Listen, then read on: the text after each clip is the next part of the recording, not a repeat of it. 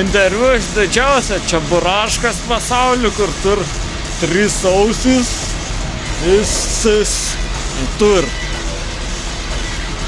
Legendinis Soulfly autobusas pavadintas Red, nors ten, знаете, skinhead ir taip toliau.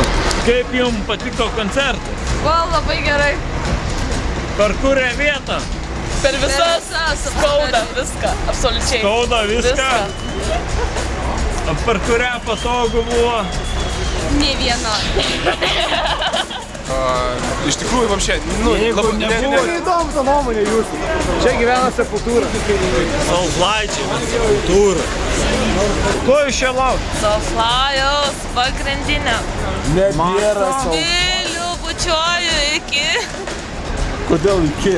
Tu dar nesusipažinai jau sakai. Maksimos mane iki. O tą Soulfly labiau myli negu jį? Be abejo.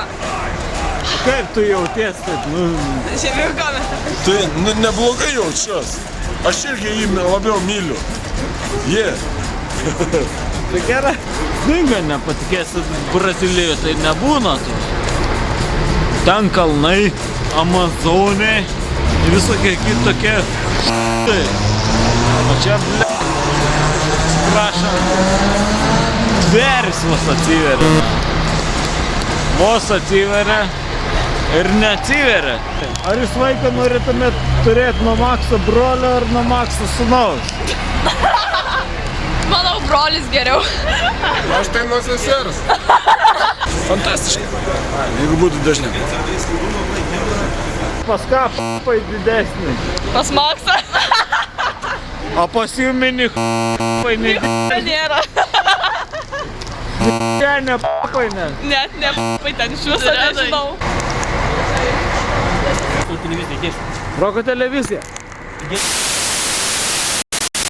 Čia kai kirta per kojas. Čia buvo Soulfly, atvykę į Lietuvą ir faktiškai net pasikėlė. Va pasikėlė ne tiek daug, kad tie chromų dabuoti. Pasikėlė į 2 aukštą. Chromų padabinti varžteliai. Tekinuko. Varom į Audi.